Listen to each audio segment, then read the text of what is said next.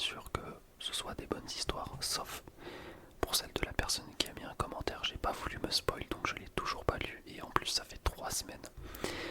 Et d'ailleurs, en retournant dans mes commentaires, effectivement, Polo le Trash, qui m'avait dit qu'il existait aussi plein d'histoires marrantes sur le 18-25 par exemple, et c'est prévu prochainement, voilà, que je fasse une petite vidéo sur le 18-25, lire un petit peu les histoires les plus drôles, alors pas forcément effrayantes, mais vraiment des trucs, parce que pour le coup j'ai quelques souvenirs d'histoires qui étaient vraiment archi drôles, donc c'est prévu.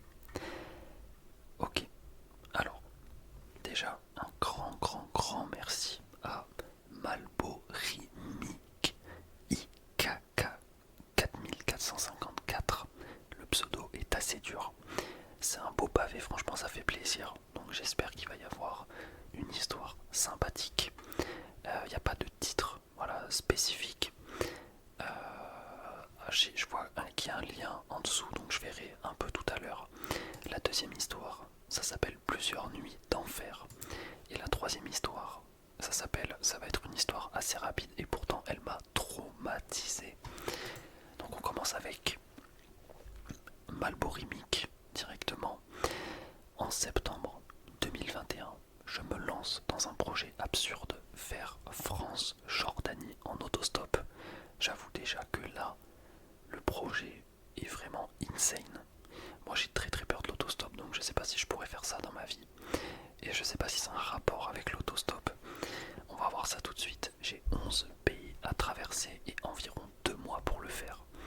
Un beau jour de fin septembre, alors que je quitte Venise en Italie pour tenter de rejoindre Ljubljana, la capitale slovène, je fais la rencontre la plus terrifiante de tout mon voyage. Déjà c'est très bien écrit, j'ai tellement envie de savoir la suite.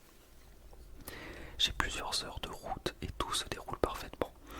Je n'attends jamais plus de 10 minutes. Je traverse la frontière à pied avant d'être prise en stop par une dame âgée slovène avec qui je partage la moitié du chemin. Ensuite, une famille turque m'aide à avancer. Ils me déposent à une dizaine de kilomètres de mon objectif du jour, la capitale en question. Il ne me reste plus qu'une grosse heure avant que le soleil ne se couche, vu que je dois encore trouver une auberge pour le soir. Le temps commence à manquer. Après une bonne vingtaine de minutes, une voiture passe devant moi avant de freiner brusquement quelques mètres plus loin. Je me rappelle encore des pneus qui crissent. Je me dirige vers la bagnole et j'entrevois le visage du conducteur. Je remarque immédiatement sa calvitie et sa tête ne m'inspire pas confiance. Là, la dernière phrase m'achève, parce que c'est vraiment la calvasse quoi. L'homme me dit de monter, mais pendant une seconde entière j'hésite. Pour la première fois du voyage, mon instinct se manifeste et me crie de refuser, sauf que je n'ai pas de couilles quand il s'agit de dire non, et que je dois avancer, je monte. Mais au contraire, moi je trouve que c'est totalement l'inverse, parce que faut en avoir des couilles pour monter et dire non à son instinct, qui est quand même un instinct primaire d'autodéfense, c'est-à-dire l'angoisse, voilà, pour les dangers potentiels. Donc grand respect pour l'instant. L'homme démarre et nous voilà partis. Je commence tout de suite la discussion pour prendre la température. Je m'assure d'abord que nous allons bien dans la même direction. Il me répond qu'il m'emmènera à Ljubljana, je sais pas si je prononce bien. Je remarque plusieurs cicatrices dans son cou, ce qui me fout un peu la trouille, tu m'étonnes. Je lui demande comment il s'appelle, Victor, ce qu'il fait dans la vie, et c'est là qu'il me répond qu'il est en prison. L'histoire est tellement insane. Même si mon sang commence à chauffer, je ne le prends pas au sérieux sur le coup et je blague sur le fait que s'il était en prison, il ne pourrait pas être en train de me conduire. Ça c'est bien vrai. Après peut-être que en France, il y a la liberté conditionnelle, je crois, quelque chose comme ça. Mais bon, oui, c'est vrai que c'est chelou. C'est là qu'il m'explique qu'il est bel et bien en prison, sauf qu'il a une permission de sortir un week-end par mois. Ok, d'accord. Sans même que je ne lui demande ce qu'il a fait pour finir en tôle. Entre parenthèses, je n'aurais de toute façon pas osé. Il me raconte qu'il a tué 3 personnes en Allemagne, à Francfort en 2000, et qu'il en a pour 30 ans de prison, dont 20 déjà faits. Il me parle de règlement de compte qui a mal tourné, mais je ne cherche pas à rentrer dans les détails. Lorsqu'il me raconte ça, je vous avoue que mon cœur commence à battre fort, très fort. Je reste tout de même calme en apparence et je joue intéressé ce que je suis en réalité, car c'est une histoire de dingue, et je continue à parler avec lui comme si de rien n'était. Mais what the fuck? Il tue 3 personnes, 30 ans de prison, c'est terrifiant. Le trajet m'a paru durer une éternité, même si en réalité nous avons partagé 15 minutes tout au plus. J'ai eu tout un tas de pensées qui m'ont traversé la tête, j'ai hésité plusieurs fois à lui demander de me déposer. Je regardais la carte sur mon téléphone et je priais à chaque embranchement qu'il choisisse toujours le bon. Ouais. Au final, Victor m'a amené au plus proche du centre-ville de Ljubljana en garant sa voiture. Il m'a même proposé d'aller boire un verre. J'avais encore un peu la trouille et je n'en revenais pas, donc j'ai refusé. Je l'ai remercié et j'ai détalé dès que j'ai disparu de son champ de vision. Aujourd'hui, je regrette de ne pas avoir accepté son invitation autour d'un verre, car étant journaliste de formation et pour ma propre personne, j'aurais adoré en savoir plus sur son histoire. Surtout que j'ai fait un film retraçant toute mon aventure. Donc si j'avais pu avoir quelques secondes, mais sur le moment, je vous avoue que je pensais plutôt à ma survie, peut-être, sûrement à tort, mais ça je ne le saurais jamais. En vrai, histoire de malade, juste, il y a un lien juste après de Quora, le site internet Quora, donc c'est... Donc je me demande si la personne qui a écrit ce commentaire, et là j'ai un doute du coup, parce que, est-ce que... Non mais non, c'est pas possible, c'est cette personne-là qui a écrit le commentaire. En gros c'est techniquement un copier-coller de Quora, mais c'est ce qu'elle a vraiment vécu, j'imagine. Si c'est le cas, franchement si c'est le cas, c'est vraiment incroyable. Personnellement j'ai jamais vécu un truc du genre et je pense que rares sont les personnes qui vivent ce genre de choses. L'histoire est incroyable, franchement très très bien écrit en plus, donc super agréable à lire. Et si ce n'est pas toi qui as écrit l'histoire, en vrai de vrai c'est pas grave non plus, elle était vraiment insane. Donc merci pour la passe D on va dire, mais si c'est vraiment toi qui as vécu ça, franchement c'est vraiment insane. Donc voilà, merci encore. On va passer à l'histoire suivante qui est un peu courte et ensuite on va aller sur une histoire plus longue. Donc l'histoire courte, ça va être une histoire assez rapide et pourtant elle m'a traumatisé, comme le titre, voilà, l'explique. Un soir, je dormais chez une amie, en pleine nuit vers 4h du matin, je n'arrivais toujours pas à dormir. Mon amie était plongée dans un sommeil très profond et personnellement je me sentais mal. J'ai des problèmes psychologiques qui étaient très importants à cette époque, j'avais 21 ans et je sentais le besoin de rentrer chez moi. Je vivais chez mon père, à quelques minutes de marche, environ 15, de chez mon ami. Je prépare donc mes affaires, j'écris un mot sur un post-it pour prévenir que je rentrais chez moi et je sors donc de ma maison. Les lampadaires étaient éteints, il faut savoir que c'était en avril et donc qu'il faisait encore nuit noire et qu'il faisait plutôt froid. Donc je me servais de la lampe torche de mon téléphone pour me guider dans l'obscurité. Je marche environ 2 minutes avant de ressentir un sentiment de malaise.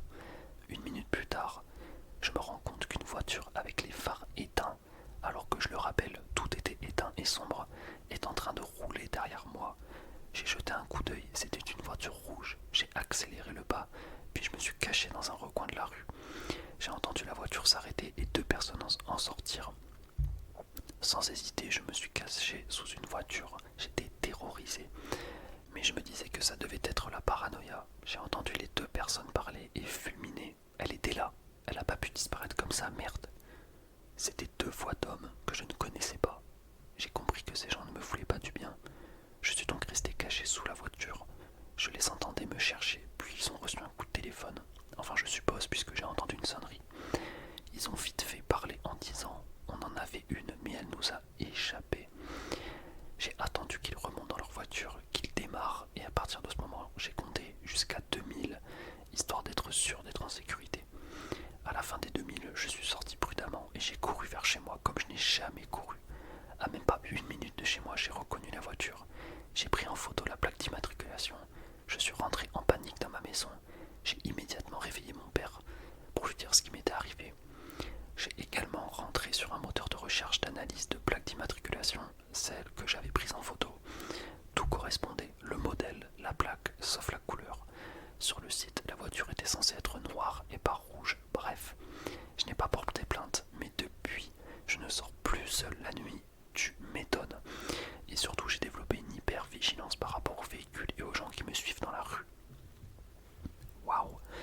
Bon, là, on est encore sur un niveau dernière histoire, quoi. C'est un truc de malade. Bon, enfin, c'est, on va dire, encore plus dangereux cette histoire. Parce que là, pour le coup, pourquoi ces gens suivaient-ils une fille comme ça dans la rue avec les phares éteints? C'est vraiment ultra, ultra sus. Je serais bien curieux de savoir pourquoi. Voilà, qu'est-ce qui se serait passé si elle avait pas remarqué? Je veux dire, qu'est-ce que c'est que ça? En plus, ils reçoivent un coup de fil où un mec leur dit un truc du genre: est-ce que vous avez trouvé tatati tatata, mais on est où là? Je serais curieux de savoir où ça s'est passé. J'imagine en France, mais je pensais vraiment pas qu'en France on pouvait marcher dans les rues et se faire choper par deux mecs qui sortent d'une voiture. C'est un kidnapping le truc. C'est vraiment c'est sombre, c'est très très très très sombre. Franchement, GG à toi, Glitch Idol, parce que c'est abusé. Déjà le réflexe est très très bon, se cacher sous une voiture, mine de rien. Après, moi je me dis compter jusqu'à 2000 en restant au même endroit. D'un côté c'est ultra safe, mais d'un autre côté, t'as quand même une chance pour que, enfin, le fait que tu bouges pas, du coup, tu restes sur ta position. Techniquement, t'es plus facilement trouvable. Surtout que pour le coup, si t'es caché sous une voiture et que quelqu'un te voit, le temps que tu sortes de sous la voiture, bah la personne, elle te chope, quoi. Donc c'est hard, c'est vraiment hard. L'histoire est complètement folle. On va passer à la dernière, qui est un peu plus longue. Allez, 2 fois plus longue, je dirais. Et là, pareil, c'est une mécanique, comme dirait Squeezie, le Squeezos, différente. Mais en même temps, on se demande pourquoi. Voilà, on se pose la question pourquoi, et je vous dis, on n'aura jamais la réponse, donc commencez pas à chercher, je vous le dis. Ok, alors le titre, c'est Plusieurs nuits d'enfer. Salut, je m'appelle... J'ai pas envie de donner le nom, on sait jamais. Et je vais vous raconter une histoire qui m'est arrivée quand j'avais 17 ans, durant la Première Guerre mondiale. Non, c'est faux, durant la première semaine d'août, il y a quelques années. Pour une mise en contexte, je vis dans un petit village, dans le fin fond de la Belgique, on va dire. Ma maison n'a aucun mur commun avec une autre maison. Ok, donc elle est vraiment isolée. D'un côté, c'est un jardin appartenant à un voisin, et de l'autre côté, il y a un espace sous un carport entre ma maison et mon garage où l'on peut accéder au jardin. Le carport, pour ceux qui ne savent pas, c'est un espèce de toit prévu pour garer sa voiture dessous, il me semble. Il y a évidemment une barrière. Il y a 2 portes d'entrée à l'avant et une porte-fenêtre à l'arrière dans le jardin. On peut démarrer. Mes parents sont partis avec mon frère et mes sœurs en vacances dans le sud de la France. Donc je passe la semaine chez moi seul. Bon, jusque-là, tout va bien, mais bizarrement, tu es quand même un tout petit peu plus sur tes gardes quand tu es vraiment tout seul chez toi dans une maison de campagne, pour en avoir fait l'expérience maintes fois. Alors que, techniquement, à l'âge où on est plus fort physiquement que ses parents, donc techniquement, il n'y a pas plus ou moins de danger si quelqu'un te veut du mal dans une maison, mais ouais, c'est très bizarre comme psychologie. Mais ouais, pour l'instant, totalement d'accord, je vais arrêter de couper l'histoire quand même. J'en profite pour prendre du temps pour moi. La première soirée, je reste dans le salon jusqu'à tard au soir. Il est à peu près 1h du matin et quelqu'un toque à la porte. J'avais déjà tout fermé à clé, donc je ne relève pas et je vais me coucher. Déjà ça pour moi, je suis désolé, j'ai dit que je coupais plus l'histoire, mais parce que je l'ai déjà lu, je la connais. Pour moi, ça c'est le premier truc déjà très très bizarre, c'est-à-dire que quelqu'un toque à ta porte à 1h du matin et tu entends le truc, tu ne relèves pas et tu vas te coucher. Ça, j'ai jamais vu ça de ma vie. Moi, je vous jure que impossible que j'aille me coucher si quelqu'un toque à ma porte à 1h du matin, surtout en maison de campagne. Parce qu'à la limite, en appartement dans une ville, bon, pourquoi pas. Mais un truc à la campagne, quelqu'un qui toque à 1h, soit c'est quelqu'un qui te veut du mal, soit c'est vraiment quelqu'un en détresse maximale. Le lendemain, je suis de nouveau dans mon salon, aux alentours d'1h du matin, et quelqu'un toque à la porte encore, mais pas devant, à la porte vitrée derrière, donc pas accessible depuis la rue. Il faut soit passer par le jardin des voisins qui possède une clôture de plus d'1,60 m, ou par l'espace sous le carpot où il y a également une barrière et mon chien. Elle n'est pas grosse, mais c'est un Jack Terrier, une race de chien assez protecteur. Je commence à avoir un peu peur, je vais me coucher et j'essaye de ne pas y penser. Ça va être la dernière fois que je coupe l'histoire, mais là, encore une fois, la personne est passée soit par le jardin des voisins, soit par un truc où il y a une clôture avec un chien. Il toque à la porte et juste le fait de savoir que cette personne est potentiellement proche de mon chien et que mon chien est en danger, c'est impossible pour moi, je pense, de faire ma vie et d'aller me coucher comme si de rien n'était. C'est vraiment impossible. Après, attention, je dis pas que je suis Rambo et que je sors avec un cut direct et je commence à faire des 3-6 noscopes couteau balistique dans l'épaule, mais vous m'avez compris, c'est très très bizarre. Après, je pense pas que ces personnes racontent du fake. On va lire la suite et j'arrête de couper, je vous promets. La nuit suivante, je fête mon anniversaire avec mon groupe d'amis. La maison est donc remplie toute la nuit et on ne me remarque rien de bizarre, hormis une de ces deux portes d'entrée ouvertes. Le matin, j'en parle avec plusieurs de mes amis et deux d'entre eux me proposent de rester dormir chez moi juste au cas où. J'accepte évidemment. Il est 1h du mat et on est tous les trois dans ma chambre en train de s'endormir quand on entend un toquement sur la vitre de la porte d'entrée qui est en bas de mes escaliers, donc la troisième porte cette fois-ci.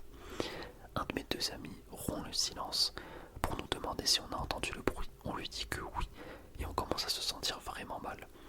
Un de mes deux amis veut se lever, descendre et sortir pour voir qui ou quoi était là. Je lui dis de ne pas le faire. On décide d'appeler la police et ils nous disent qu'ils vont arriver dans 15 minutes. En les attendant, on décide de faire le tour de la maison pour vérifier qu'il n'y a personne. On est à l'entrée du salon / salle à manger, qui est une grande pièce, et un de mes amis se fiche et dit « Moi, je rentre pas là-dedans. » 1m85 minimum, boule de muscles, pas du genre peureux. Je commence vraiment à être en bad. On allume toutes les lampes, on vérifie tous les étages et les policiers finissent par arriver. Ils entrent et vérifient une seconde fois avec nous. Ils me demandent si j'ai de quoi me défendre.